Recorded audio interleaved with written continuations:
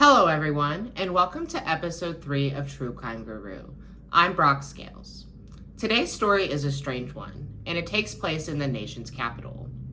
On February 26, 1995, 25-year-old Dana Chisholm was murdered in her Washington, D.C. apartment. The details of this story are beyond strange, and 28 years later, Dana's murder remains unsolved.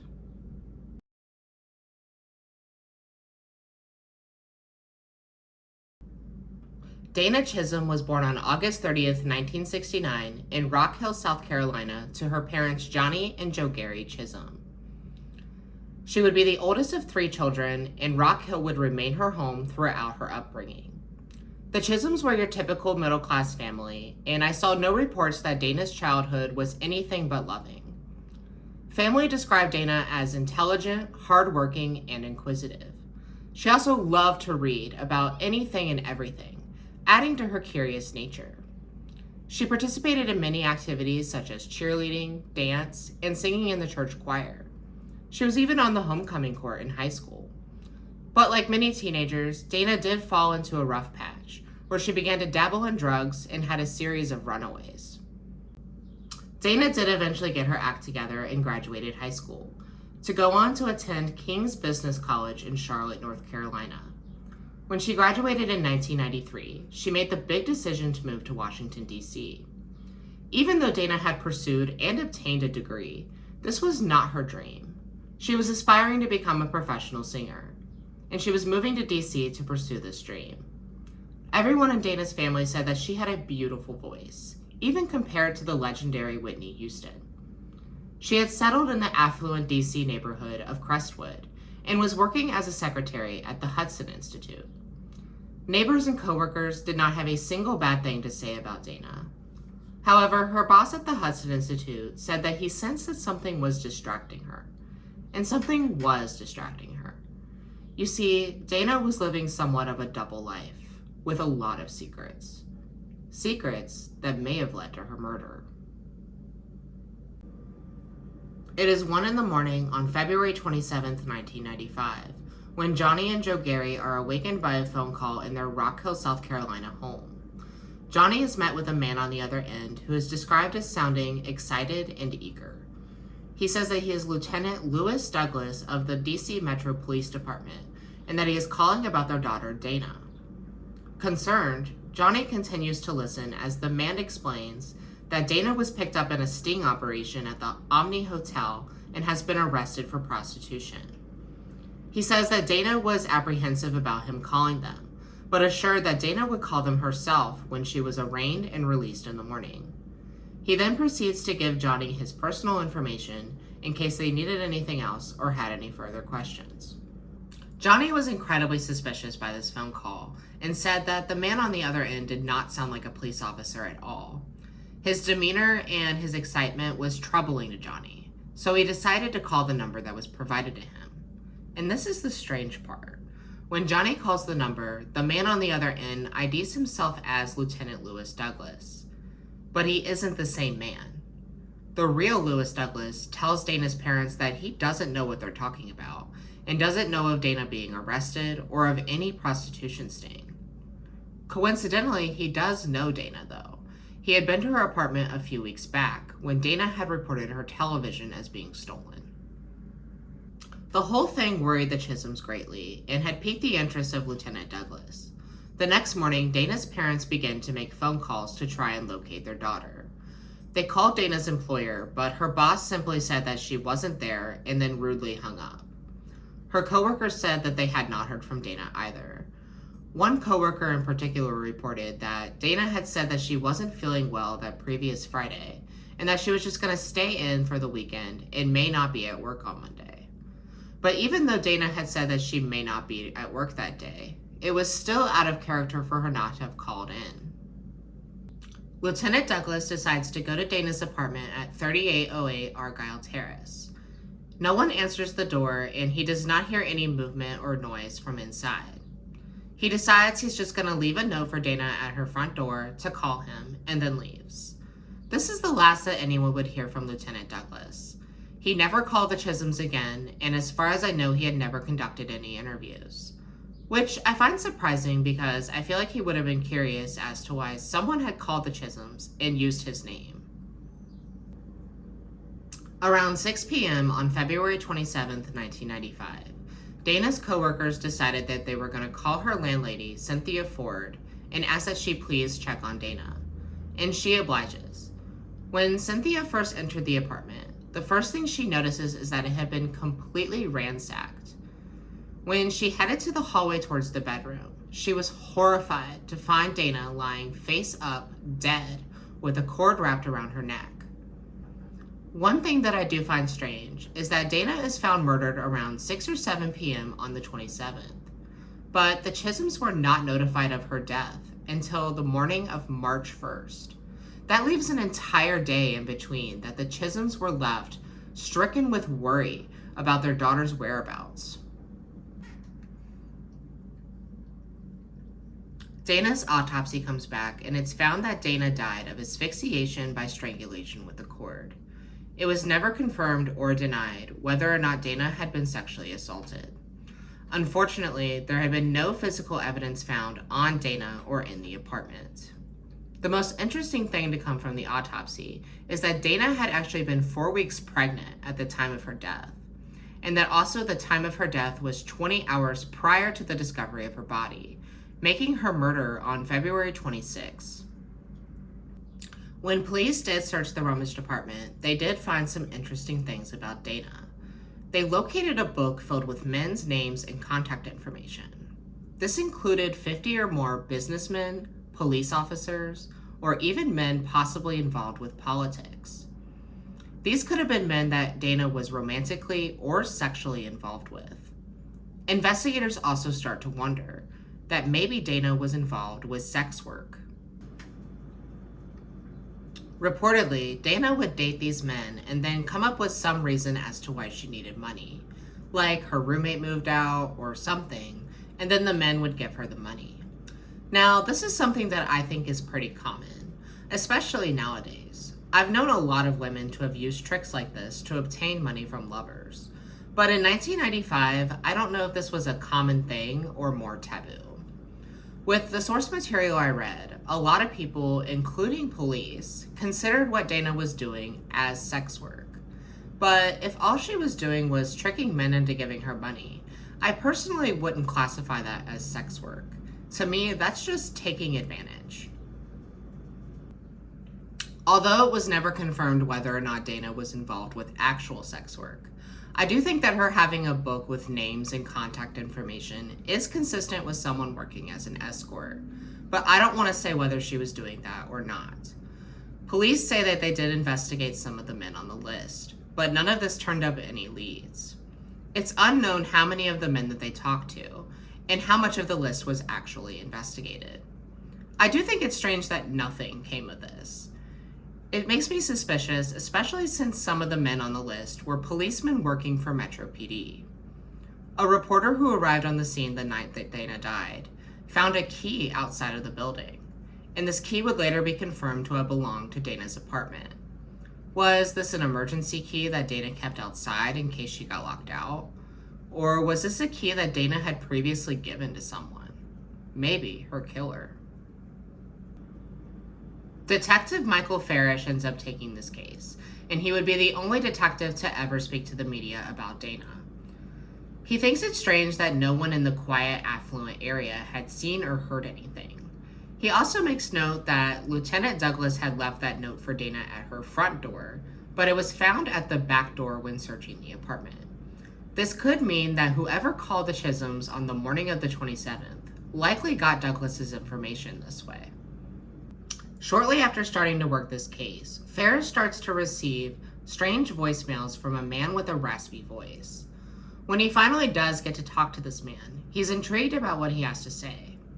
The man says in relation to Dana, "I know why she's dead. It's because of her lifestyle."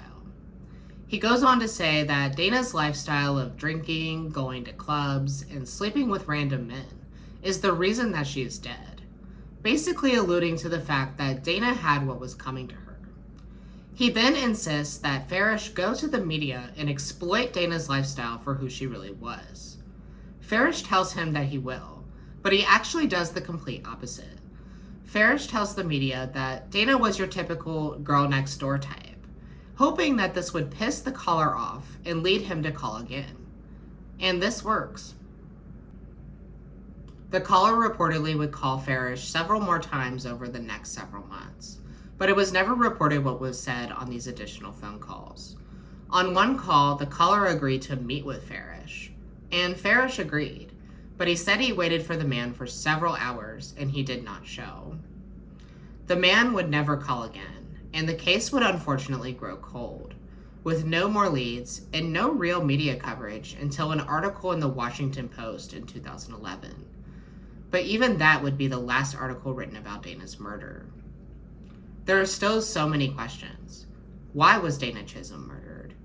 Did it have something to do with these men in the book? Or perhaps it was the father of her baby? Or someone else? One theory that is heavily speculated is the killer being the father of Dana's unborn child.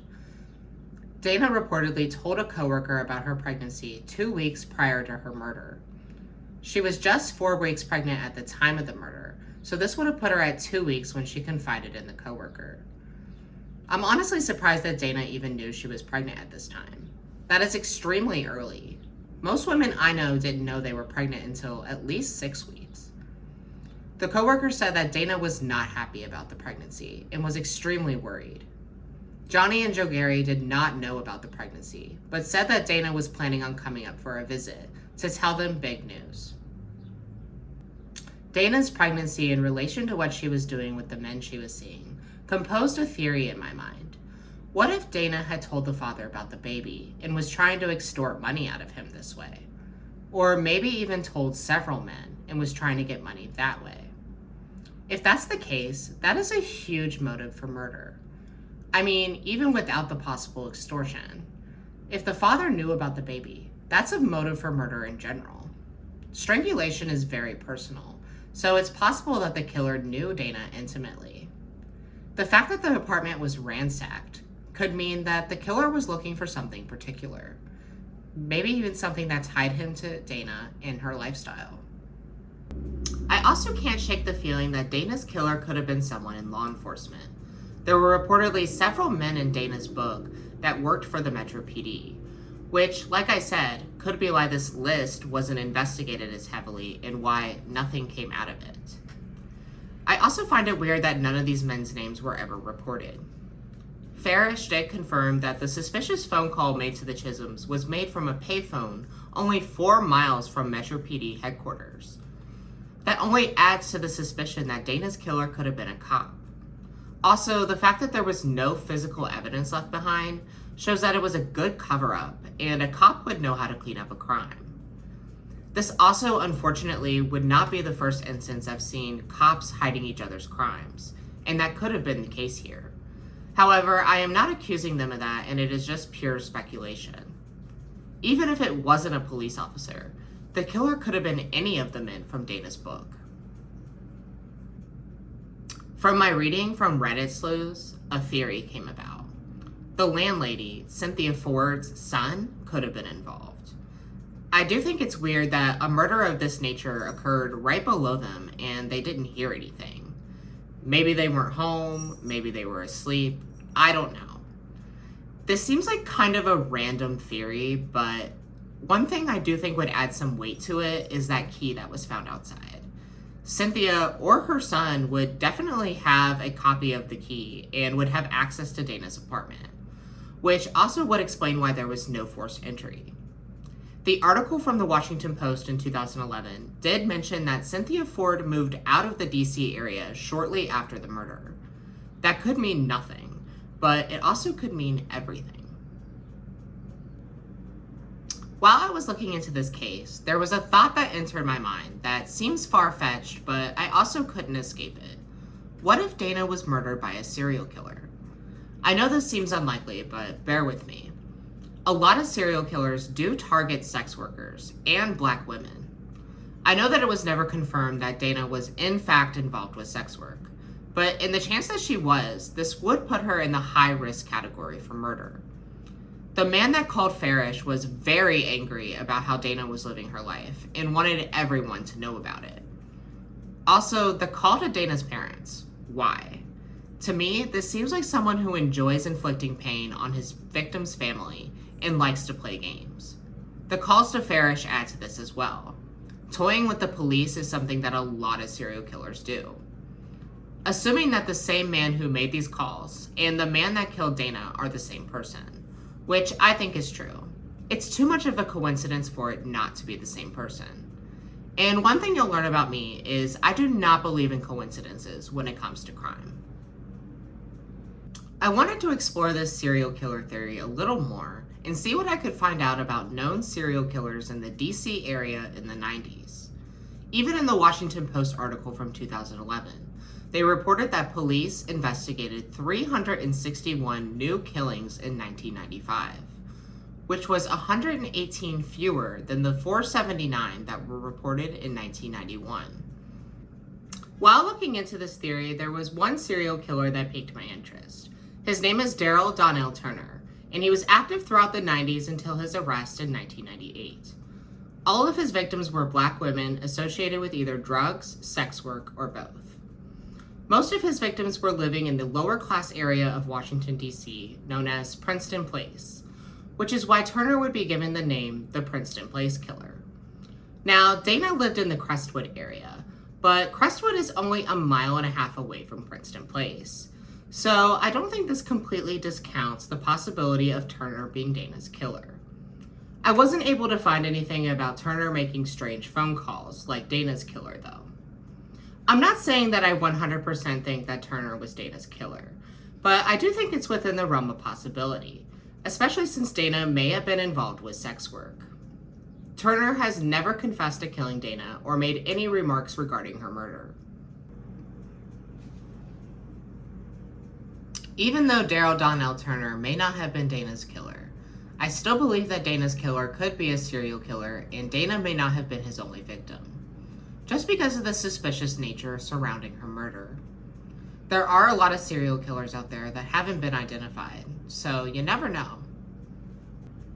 With all these theories and looming questions, it's hard to pinpoint exactly who I think killed Dana Chisholm. I do know that Dana was a small town girl who was chasing her dreams in the big city, and some monster decided to end her young life. After 28 years, this case deserves answers, and Dana deserves justice. If you have any information regarding the murder of Dana Chisholm on February 26, 1995, you are encouraged to call the Metro Police Department at 202-727-9099, or you can email unsolved.murder@dc.gov. Thank you so much for watching. If you enjoyed this video, please hit the like button. This is the last of my first 3 video drop, but I will publish new videos every Sunday starting next week. Next week, I will explore the disappearance of 17-year-old Mason Smith, who disappeared from his home in St. George, Utah, and hasn't been seen since. Please subscribe so that you don't miss out on this story or any new and exciting true crime content.